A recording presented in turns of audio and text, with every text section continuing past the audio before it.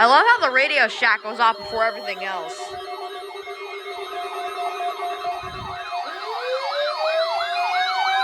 Yay, she's back!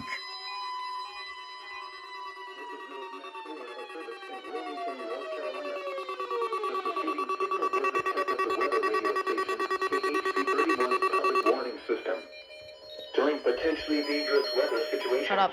specially built receivers It's an can be advisor. automatically activated by the signal to warn of the impending hazard.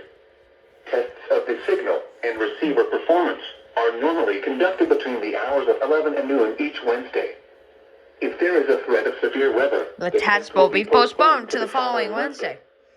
To provide the most consistent and dependable warning service possible, the warning alarm will be activated for hazardous watches and warnings for the following counties in southeast North Carolina: Bladen, Brunswick, Columbus, Pender, and New Hanover. This has been a test of the NOAA Weather Radio public warning alarm system. We now return you to the normal program schedule.